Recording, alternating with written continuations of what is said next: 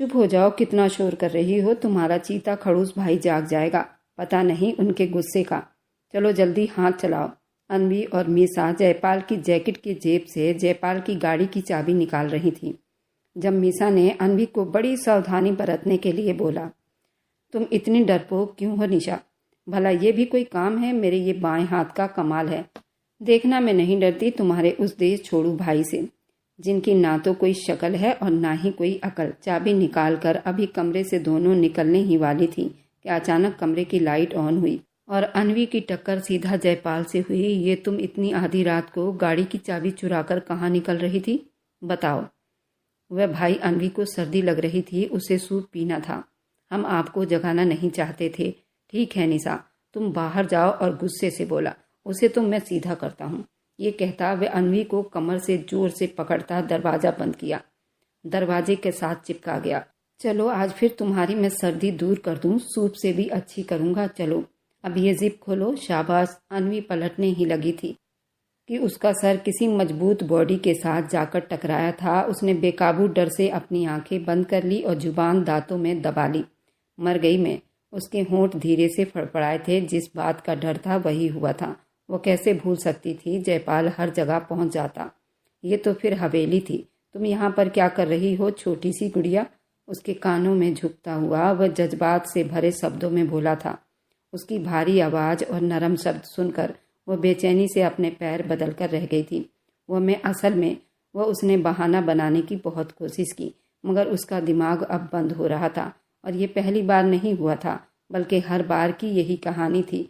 जब भी वह लड़ाकू राजकुमार, इतना खूबसूरत आदमी जब उसके सामने आता, अन्वी की हालत इस तरह से ही खराब होने लग जाती थी। वो उसके बाजू उसकी कमर के साथ लगाकर उसे दीवार के साथ चिपका चुका था। मैंने कहा, तुम यहाँ पर क्या कर रही हो? उसकी आवाज़ थोड़ी सी ऊंची, उसके शब्द गुस्सैले निकल रहे थे। अन्वी अभी तक उसके सवाल का जवाब नहीं दे पाई थी, बल्कि वह बहाना सोच रही थी। उसकी कानों की लौ को अपने दांतों में हल्का सा काटने लगा तो अन्वी के होंठों से एक सिसकी निकली थी, जिसे जयपाल के जज्बात को और भड़का दिया। उसने अपने दूसरे हाथ से अन्वी की कमर को और जोर से पकड़ लिया तो बेकाबू दूसरी सिसकी भी अन्वी के होंठों से निकल चुकी थी। इस तरह से सिसक रही थी। उसके अंदर डर और बढ़ता जा रहा था। वह उसे पूरा पूरा अधिकार भी रखता था, क्योंकि अन्वी की शादी उससे बचपन में ही हो चुकी थी। लेकिन उसके बावजूद भी दोनों के बीच सदियों की दूरी थी। ये जालिम समाज अपनी नाक उसके गालों के साथ रगड़ता हुआ बेकाबू बोला। अन्वी के लिए अपने टांगों पर खड़ा रहना बड़ा मुश्किल हो गया था। वह इसी वजह से ही उस आदमी से बहुत डर खाती थी। उसके सामने आने से घबराती थी, क्योंकि वह आदमी जब भी अन्वी को देखता तो उसके जज्बात पर लगाम लगाना जैसे बेकाबू हो जाता था, जो उसके अपने काबू में नहीं होते थे। अभी तो वह लोग हवेली के पिछले हिस्से में शिफ्ट हुए थे, जहां पर उन दोनों के अलावा कोई भी नहीं था और ना ही यहाँ से अन्वी की आवाज़ बाहर जा सकती थी। उसे जोर से अपनी बेवकूफ़ी का एहसास हुआ था, लेकिन अब पछताने के अलावा उसके पास दूसरा कोई ऑप्शन नहीं था। मुझे अभी तक तुमने जवाब नहीं दिया, छोटी सी लड़की। वह उसके बालों की लटों को अपनी उंगली में घुमाते हुए बोला, क्या तुम मेरी जासूसी कर रही थी? अपनी ठोड़ी उसके कंधे पर रखते प्यार भरे शब्दों में बोला था। अन्वी ने अपनी गर्दन ना में हिलाई। चाहे तो उसकी गर्दन जयपाल के होंठों के साथ जाकर टच हो गई थी। उसके साथ ही अन्वी ने अपने हाथ मजबूती से उसके कंधे पर जमा लिए थे। उसकी शर्ट को अपनी मुट्ठियों में जकड़ लिया था। वह उसके ऊपर खुलकर मुस्कुरा दिया, फिर अपनी शर्ट उसके हाथों से छुड़वाकर उसकी उंगलियां अपनी उंगलियों में फंसा ली थी। अब वह उसे दीवार के साथ टेक लगाए उसके और सामने खड़ा होकर उसकी आंखों में झांक रहा था। अन्वी की आंखों में डर था, बेचैनी थी, सबसे बढ़कर पकड़े जाने पर बहुत शर्मिंदा थी। मैंने तुम्हें क्या कहा था? मेरी जासूसी मत करना, और ना ही मेरे ना रहने पर तुम यहाँ बेसमेंट में आना। मेरी चीज़ों को हाथ भी मत लगाना। मुझे ये सब कुछ बिल्कुल पसंद नहीं। तुम फिर यहाँ पर क्यों आई हो? वह एक एक शब्द को बड़े जोर देकर बोला था। यूं लग रहा था अन्वी को वह सख्त जालिम इंसान निगल जाएगा। कभी कभार अन्वी के लिए इस इंसान को समझना बड़ा मुश्किल हो जाता था। वह धूप झांव जैसे व्यक्तित्व रखने वाला आदमी था। एक पल में बड़ा मेहरबान, बाद में अनसुलझी जैसी पहेली लगता था और पल भर में जालिम बन जाता था। जैसे अपने जालिम अंदाज में वह हर किसी को निगल जाए। वह भी तो उसकी कैद में ही थी। 5 साल हो चुके थे। उसके कहने के हिसाब से अपनी जिंदगी बिता रही थी। कभी कभार तो अन्वी को लगता था कि वह अगर अपनी मर्जी से सांस लेगी तो जयपाल उसे उस पर भी सजा दे देगा। मैं आपको ढूंढते हुए यहाँ पर आई थी। मुझसे झूठ मत बोलो छोटी सी लड़की, मुझे झूठ बोलने वाली लड़कियों से बहुत नफरत है। मुझे ऐसी लड़कियाँ बुरी लगती हैं। अगर मेरा बस चले तो मैं ऐसी लड़कियों को इस दुनिया से ही ख़त्म कर दूँ, जो अपने झूठे चाल चलन और मक्कारियों से मर्दों को अपने जाल में फंसाने की कोशिश करती हैं। वह फिर से उसके कमर पर अपनी उंगलियां चलाए जा रहा था। अन्वी के लिए अब ये सब बर्दाश्त करना बड़ा मुश्किल हो गया था। बेकाबू उसने जयपाल का हाथ झटक दिया था और ये उसकी उस वक्त की दूसरी बहुत बड़ी गलती थी। तुमने फिर से बहुत बड़ी गलती की लड़की। उसके होंठों पर अपने अंगूठे को फिराते हुए वह दहकते हुए शब्दों में बोला था, आई एम सॉरी। वह उसके बाकी शब्द उसके मुंह में ही दम तोड़ गए थे, क्योंकि वह उसके होंठों को अपनी पकड़ में लेकर अब जरा जरा सा उसकी मोहब्बत भरे होंठों का रस चूमने लगा था। वह उसे खुद से दूर करने की कोशिश कर रही थी। जितना खुद से दूर धकेलती थी, जयपाल उसके उतना ही नज़दीक आ जाता और उससे ज़्यादा मोहब्बत से उसके होंठों को और चूमता था। अन्वी को अंदाज़ा हो गया था कि वह उसे खुद से दूर करके भी अपने साथ बहुत बड़ी गद्दारी करेगी। फिर आखिरकार अन्वी ने अपने आप को ढीला छोड़कर उसकी पकड़ में अपने आप को रहने दिया और फिर कुछ ही सेकंड के बाद उससे दूर हुई। तुम बहुत जल्दी बातों को समझ जाती हो, लेकिन फिर जल्दी भूल जाती हो, और यही तुम्हारी सबसे बड़ी गलती है। अब मुझे बताओ कि तुम यहाँ पर क्यों आई थी। उसका हाथ पकड़कर वह उसे अपने साथ सोफे पर बैठा गया, जबकि अन्वी अभी तक खड़ी थी। बैठो यहाँ पर।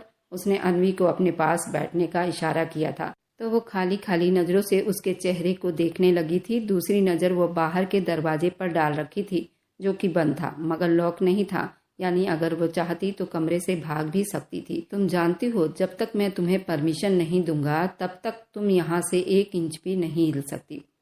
कोशिश का कोई फायदा नहीं, उस तरह तुम अपनी जान को और ज़्यादा मुश्किल में डाल लोगी। मुझे नहीं लगता है कि तुम्हारी नन्ही सी जान और ज़्यादा किसी भी तरह की ज़्यादती बर्दाश्त कर सकती है। आज के दिन के लिए बस इतना ही काफ़ी है।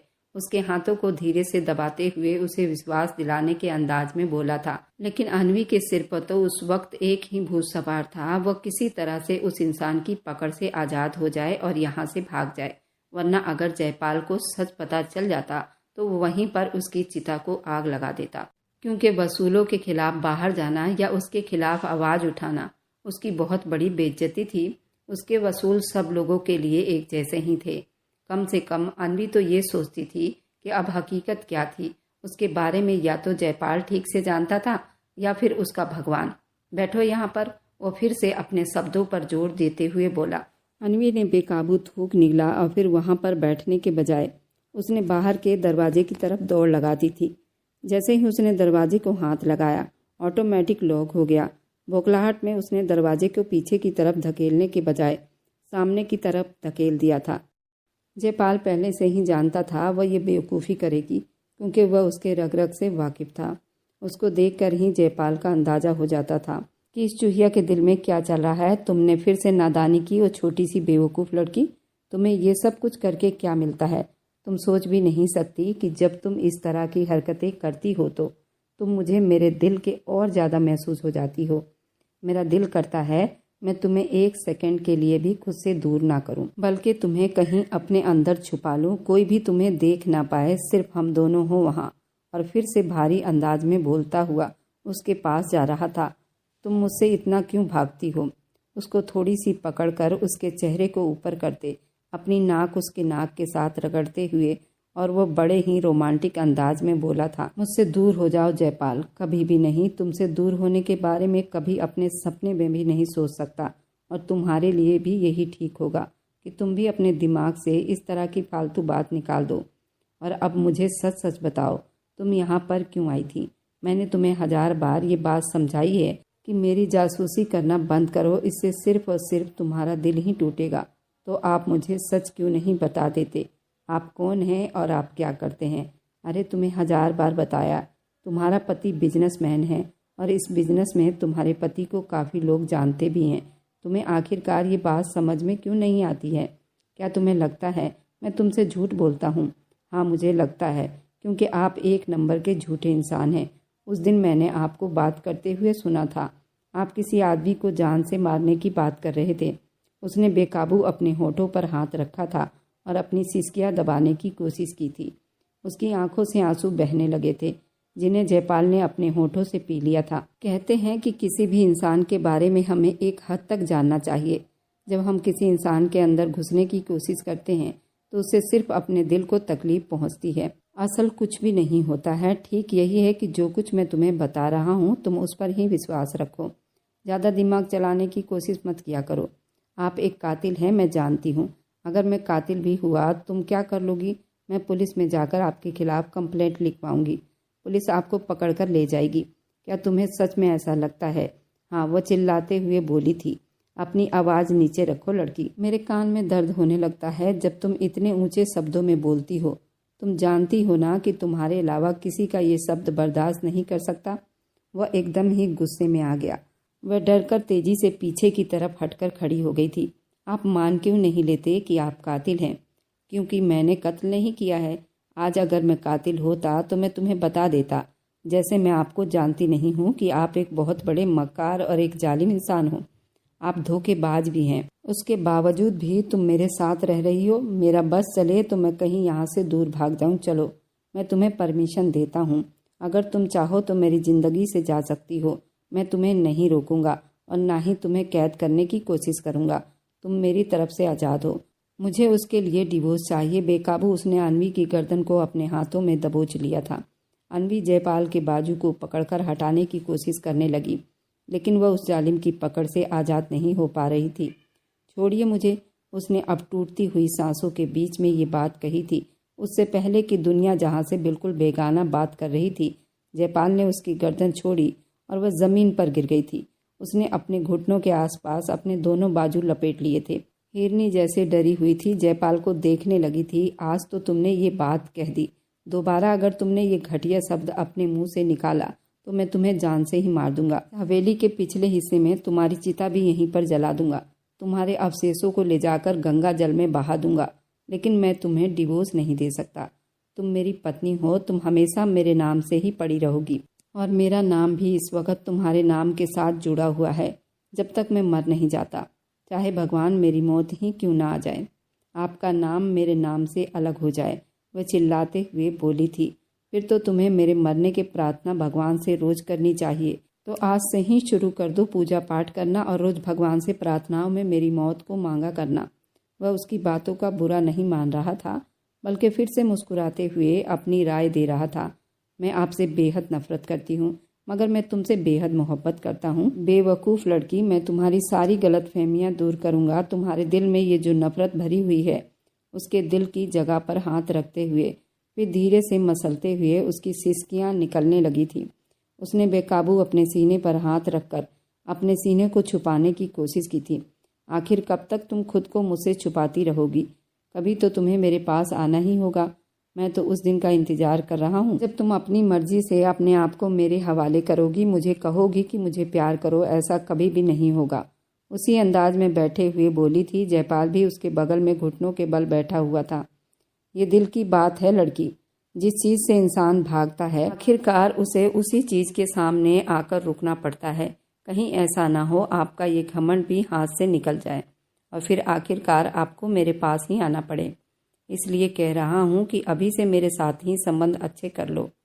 मेरे साथ दुश्मनी से तुम्हें कोई फ़ायदा नहीं होगा। वह उसके गालों को थपथपा रहा था, लेकिन उसकी निगाहें उस दिल चुराने वाले गले के नीचे उभरता हुआ उसके ब्यूटी पोन पर जमी हुई थी, जहाँ से उसका दूधिया सा रंग उसके डीप गले से दिखाई दे रहा था। अन्वी उस अंदाज में बैठी हुई थी। उसके घुटने भी कांप रहे थे, उसके सीने के साथ लगे हुए थे। उन पर इतना जुल्म मत करो, मुझे उनका दर्द बर्दाश्त नहीं हो रहा। मुझे यहाँ से जाना है, दरवाज़ा वहाँ है, तुम जा सकती हो। मैं तुम्हें रोक नहीं रहा। दरवाजे का लॉक खुल चुका था। दुपट्टा जो साइड में गिर गया था उसने उठाने की कोशिश की, मगर उससे पहले ही जयपाल ने उसका दुपट्टा उठा लिया और उसके सीने पर फैला दिया। जब मेरे सामने आती हो तो खुद को पूरी तरह से ढक कर रखा करो, वरना फिर बेकाबू हो जाता हूँ मैं और तुम बाद में मुझसे शिकायतें करती फिरती हो। मैं बिना दुपट्टे के नहीं रहती। जब तुम यहाँ आए थे आपने ही दुपट्टा मेरे सर से उतारा था, वह शिकायती अंदाज में बोली थी। फिलहाल तुम मेरी पत्नी हो, मैं तुमसे मोहब्बत करता हूँ। देखने के लिए नहीं। तुमसे प्यार नहीं करूँगा तो क्या मोहल्ले वालों से जाकर करूँगा? चलो अब जाओ यहाँ से, तुम्हारी दादी परेशान हो रही होगी। मेरी एक बात हमेशा याद रखना अनवी, ये जासूसी करने से तुम्हें कुछ भी हासिल नहीं होगा। तुम उल्टा अपने दिल को ही तकलीफ पहुँचाओगी। अगर तुम सच में कुछ जानना चाहती हो तो तुम मुझसे आकर दो टुक अंदाज में बात किया करो। मैंने कभी तुमसे झूठ नहीं बोला और ना ही दोबारा कभी बोलूँगा। अगर मैं तुमसे कुछ छुपा भी रहा हूँ तो उसमें तुम्हारी ही भलाई है। चलो अब जाओ यहाँ से और जाकर अपने पेपर की तैयारी करो। तुम्हारे पेपर होने वाले हैं। और उसके गालों को थपथपाता हुआ उसे वहाँ से जाने के लिए कह रहा था। अब जितना मर्जी अपने चेहरे को मास्क में क्यों न चढ़ा लो, लेकिन एक दिन मैं आपका असली चेहरा सारी दुनिया के सामने रखूंगी। अपनी छोटी सी उंगलियां उठाकर उसे धमकी देना नहीं भूली थी इससे पहले कि वह दरवाजे से बाहर निकलती। जयपाल ने फिर से उसके पेट पर हाथ रखकर उसे पीछे की तरफ खींच लिया था। उसी अफरा तफरी में वह अपनी गर्दन उठाकर जयपाल को देखने लगी थी। मैं तो एक चीज़ भूल ही गया था, तुमने मुझे याद ही दिला दी। ये सुनकर उसके गाल लाल हो गए थे और उसका पूरा जिस्म कांपने लगा था। उसे अब बहुत जोरों से अपनी बेवकूफ़ी का अंदाज़ा हुआ था। पता नहीं क्यों वह हर बार अपनी जान को खतरे में डालकर यहाँ पर आने का फैसला कर लेती थी। मुझे नहीं पता कि आप किस बारे में बात कर रहे हैं, छोड़िए मुझे। वो फिर से छुड़ाने की नाकाम कोशिश कर रही थी।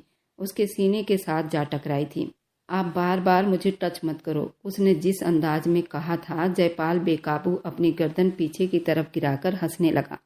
वह इतना हंसा था कि उसकी आंखों से पानी निकलने लगा था। वह भी पहली बार जयपाल को इस तरह हंसते हुए देख रही थी।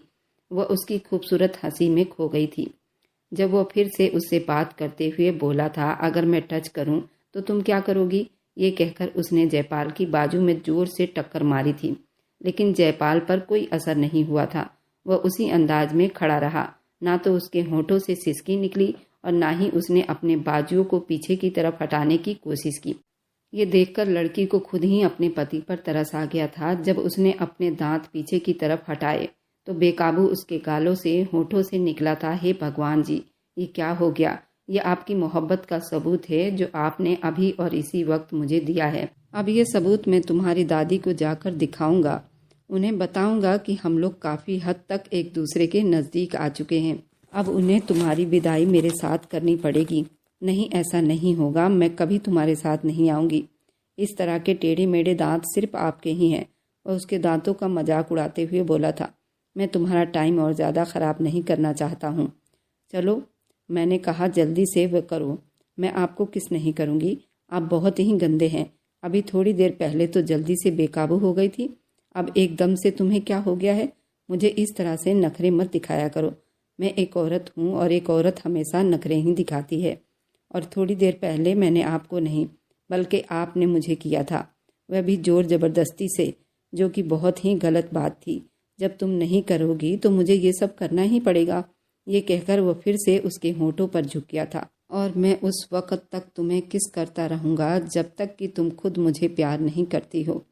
रुकिए रुकिए, मैं कर रही हूँ, प्लीज़। वह उसके होठों पर हाथ रखकर उसके रुकने को कहते हुए खुद गौर से उसके होठों को देखने लगी थी। भरे भरे होंठ, उन पर छोटी छोटी लकीरें। वो बेकाबू मुस्कुराते हुए बोला, आओ। वो पहली बार उसे इस तरह मुस्कुराते हुए देख रहा था। कहीं तुम्हें मेरे होठों से मोहब्बत तो नहीं हो गई? जी, कैसी बातें कर रहे हो? उसने बेकाबू कानों पर हाथ लगाया और फिर हिम्मत करके आंखें बंद कर ली और उसने जयपाल के होठों को हल्का सा छुआ था। जयपाल के लिए यही काफ़ी था। वह उसके नज़दीक आई थी। उसने इस बात का मान रखा था, क्या अब मैं यहाँ से जा सकती हूँ? जी बिल्कुल, आपको पूरी की पूरी आज़ादी है, आप यहाँ से जा सकती हैं। लेकिन अगर दोबारा इस तरह से जासूसी करने की कोशिश की तो अगली बार सज़ा इससे भी डबल हो जाएगी। और तुम पर बिल्कुल भी तरस नहीं खाऊंगा, ये बात अपने छोटे से दिमाग में बैठा लेना। उसके दिल की जगह पर जोर से उंगली मारता उसे अपने दिल के बिल्कुल करीब होने पर मजबूर कर गया। आप एक बहुत बदतमीज इंसान हैं। आपको तो लड़कियों से ठीक तरह से बात करना भी नहीं आता। अब मुझे समझ आ गया क्यों सारी लड़कियां आपसे दूर भागती हैं, क्योंकि आप जंगली हैं। वह दरवाजे के बीचों बीच जाकर खड़ी होकर कमर पर हाथ रखकर उससे इस तरह की बातें कर रही थी। आज तुम्हारी जो लंबी जुबान चल रही है, सुहाग रात तो आने दो, उस दिन मैं तुम्हें लगाम लगा दूंगा। ये सुनकर वह बड़बड़ाकर अंदर की तरफ भागी थी। उसके भागने की स्पीड देखकर उसने अपनी गर्दन झुका ली थी और वह भी बेसमेंट में चला गया था। वहां पर जाकर उसने दराज से अपनी बंदूक निकाली थी और फिर एक तस्वीर भी निकाली थी। उस तस्वीर को देखा, काफ़ी देर तक मुस्कुराता रहा। मेरी जान, मैंने तुम्हें पहले भी कहा था, तुम सिर्फ उतना ही जान सकती हो जितना मैं तुम्हें बताना चाहूँगा। मेरी मर्जी से ज़्यादा तो मेरे बारे में कुछ भी नहीं जान सकती हो, और जो तुम चालाकियाँ करने की कोशिश करती हो उसकी वजह से किसी दिन अपने आप को बहुत बड़ी मुश्किल में फंसा लोगी। इन चालाकियों से बाज आ जाओ। वह अपनी तस्वीर में उस लड़की से बात कर रहा था जो अब अपने कमरे में आकर गहरी सांसें ले रही थी। तो क्या हुआ? तुम्हें क्या हो गया? क्यों इस तरह से तेज तेज सांस ले रही हो? कहीं फिर से? उसकी सहेली ने जब उसकी हालत देखी तो अपने दोनों हाथों को एक दूसरे से जोड़ते हुए गुस्से वाले अंदाज में बोली थी, चुप कर जाओ बेशरम, नहीं तो। अरे इसमें बेशरम वाली कौन सी बात है? तुम दोनों तो न जाने कब से पति पत्नी हो, और अगर तुम लोगों ने ऐसा कुछ भी किया है, मैंने कहा कि चुप हो जाओ। ठीक है, रिलैक्स हो जाओ, मैं कुछ भी नहीं कह रही। पहले तो तुम कुछ न कुछ करके आई हो। ये कहकर उसकी सहेली निशा बाहर की तरफ भागी थी। अन्वी ने अपने तकिए का कवर उठाकर उसे दे मारा था, मगर वह जल्दी से दरवाजे से निकल गई थी। वहाँ पाँव पटकती रह गई थी। उसे लग रहा था कि हवेली में सब लोग ही बदतमीज हैं, किसी में शर्म हया नाम की चीज़ नहीं है। मेरी किस्मत खराब थी जो मैंने यहाँ पर आने का फैसला किया था। इतनी अच्छे गांव में मैं अपनी मर्जी से अपनी ज़िंदगी बिता रही थी, कोई टेंशन कोई परेशानी नहीं थी। मेरी तो मति मारी गई थी जब मैंने कॉलेज में एडमिशन लेने का फ़ैसला किया था, और अगर कॉलेज पास कर लिया होता तो वापस चली जाती। न जाने क्या सोचकर मैंने इस कॉलेज में एडमिशन लेने के लिए सोचा था। अब अपने आप को कोस रही थी। असल में वो उसके दादा के दोस्त की बेटी थी जो अपनी दादी के साथ गांव में रहती थी, जबकि वह दुश्मन जान यानी जयपाल अपनी फैमिली के साथ यहाँ शहर में सेटल था। यहाँ पर उनका बड़ा सा महल नुमा घर था। उसके साथ सबसे छोटे बेटे की फैमिली रहा करती थी। उन लोगों की आपस में बहुत अच्छी तालमेल थी। अन्वी के पिता गांव में ही जमीनों को संभाल रहे थे। उसके साथ साथ वो गांव के मुखिया भी थे। उसके दादा भी पहले सरकारी नौकरी पर थे, अब रिटायर बैठे हुए थे। उन्होंने अपनी सारी जिंदगी उसी गांव में बिताई थी और चाहते थे कि उनका दम भी यही निकले। जयपाल के पिता ने उन्हें मनाने की बहुत कोशिश की थी, लेकिन उसके दादा इस बात के लिए राजी न हुए थे। वे लोग यहीं गाँव में ही अपनी फैमिली के साथ रहा करते थे। अन्वी बचपन से ही थोड़ी सी डरपोक लड़की थी। उसकी एक छोटी सी दुनिया भी थी, अपनी ही दुनिया में मगन रहने वाली लड़की थी। वह हवेली में सबसे छोटी भी थी, इस वजह से ही सब लोगों की लाडली भी थी। बचपन से ही उसकी हर इच्छा उसके मुंह से निकलने से पहले पूरी कर दी जाती थी। लेकिन यह अलग बात थी कि उसकी कोई बड़ी बड़ी इच्छा भी नहीं थी, और ना ही उसे बहुत ज़्यादा जानकारी थी, और ना ही किसी महंगी आलीशान ज़िंदगी बिताने का शौक़ रखती थी। वह चाहती थी कि उसकी ज़िंदगी में सिर्फ और सिर्फ सुकून हो। ये सुकून उसे उस वक़्त तक उसकी ज़िंदगी में रहा करता था जब तक कि जयपाल गांव का चक्कर नहीं लगाता था। जिस दिन जयपाल गांव में आता तो अन्वी का सारा सुकून खराब हो जाता था। उसे वह आदमी एक आंख भी नहीं भाता था। वह घमंडी राजकुमार देखकर अन्वी का खून गुस्से से खौलने लगता था। कभी कभार उसका दिल करता कि वह जयपाल को धक्का देकर हवेली से बाहर निकाल दे। जयपाल का घर भी बिल्कुल उसके घर के सामने ही था। जयपाल को अन्वी के घर वाले बहुत ज़्यादा मानते थे। अन्वी से भी काफ़ी बड़ा था। अन्वी ने आज तक कभी उससे बदतमीजी नहीं की थी। एज डिफरेंस की वजह से उसे जयपाल की इज्जत करनी पड़ती थी, लेकिन जब वो यहाँ से जाता था तो वह दादी से उसकी बुराइयां करने से खुद को रोक नहीं पाती थी। दादी, पता नहीं क्यों आप इसे हर हफ्ते ही यहाँ पर बुला लेती हो। क्या इसका कोई और काम नहीं है? ये शहर में अपना बिजनेस क्यों नहीं संभाल लेता? जयपाल जब भी गांव में आता था वह अपना हर काम अन्वी से ही करवाता था। कभी वह उससे अपने कमरे की सफाई करवाता तो कभी अपने कपड़े प्रेस करवाता था। कभी वह उसे अपने साथ लेकर गांव की सैर करने निकल जाता था। कभी उसे अपने लिए खाना बनवाता। अन्वी अगर मना करती तो वह उसे धमकी भी देता। वह डर जाती थी। अन्वी भी बेचारी डरपोक सी थी। वैसे भी अन्वी का रिजल्ट बहुत ही शानदार निकला था। उसने 10वीं में टॉप किया था। उसके पापा ने फैसला किया था कि उसे आगे पढ़ाएंगे। उनके अपने इलाके में कोई अच्छा कॉलेज भी नहीं था और शहर भी यहाँ से काफ़ी दूर था। उन्होंने अन्वी को जयपाल की हवेली भेज दिया था। अन्वी भी सिर्फ और सिर्फ ये सोचकर जयपाल की इस हवेली में आ गई थी क्योंकि उसे पता चल गया था कि जयपाल कुछ दिनों के लिए विदेश जा रहा है, लेकिन उसे आधी बात ही पता थी। उसे ये नहीं बताया गया था कि वह विदेश सारी जिंदगी के लिए नहीं, बल्कि सिर्फ 2 दिनों के लिए जा रहा था। जल्दी ही उसकी वापसी हो जाएगी। उस रात अन्वी किचन में खड़ी अपने लिए खाना बना रही थी, जबकि वो दरवाजे में खड़ा सुकून भरे अंदाज में उसे देख रहा था और उसकी हर एक हरकत पर नज़र रख रहा था। अन्वी उसे बहुत पसंद थी। बचपन से ही वह उसे अपने दिल के बिल्कुल करीब महसूस करता था। वह छोटी सी नादान लड़की जरूर थी, लेकिन जयपाल के दिल को काफ़ी साल पहले से पसंद आ गई थी और जयपाल के दिल को कैद कर चुकी थी। वह नादान थी। अगर कभी चालाकी करने की भी कोशिश करती तो जयपाल उसकी बातों का बुरा नहीं मानता था, बल्कि दिल खोल कर इंजॉय करता था, क्योंकि कभी कभार उसे अन्वी का ये रूप देखने को मिलती थी। दूसरी तरफ अन्वी ने जब अपने ऊपर किसी की नज़रों की तपिश महसूस की तो उसने बेकाबू अपनी निगाहें उठाई। दरवाजे पर जमे हुए उस आदमी को देखकर उसका मुंह खुला का खुला ही रह गया था। मुंह बंद कर लो। इसके आगे की कहानी और भी ज़्यादा दिलचस्प मोड़ लेने वाली है, जहां हर पल सस्पेंस, भावनाओं की गहराई बढ़ती चली जाएगी। क्या अन्वी सच में जयपाल को अपना पाएगी या हालात उससे और दूर कर देंगे? क्या जयपाल के मन में उठता तूफान उसे अन्वी का रक्षक बनाएगा, वही उसका सबसे बड़ा दुश्मन बन जाएगा? क्या वह अन्वी को मार देगा या आखिरी पल में उसका दिल पिघल जाएगा? रिश्तों, डर, प्यार और विश्वास के बीच में उलझी ये कहानी आगे चलकर ऐसे रहस्यों से पर्दा उठाएगी जिनकी किसी ने कल्पना भी नहीं की होगी। ये सफ़र रोमांच, दर्द और उम्मीद से भरा होगा, इसलिए इस कहानी का दूसरा भाग देखना बिल्कुल ना भूलें। और मेरी वीडियो जहाँ कहीं से भी आप लोग देखते हैं, कमेंट में अपने शहर और राज्य का नाम ज़रूर बताएं। मुझे आप लोगों के कमेंट पढ़ने में बहुत आनंद आता है और उन सभी का मैं बहुत बहुत धन्यवाद करना चाहती हूँ। जो लोग मेरी वीडियो को देखते हैं, लाइक करते हैं और शेयर करते हैं। अगर आपको आज की कहानी पसंद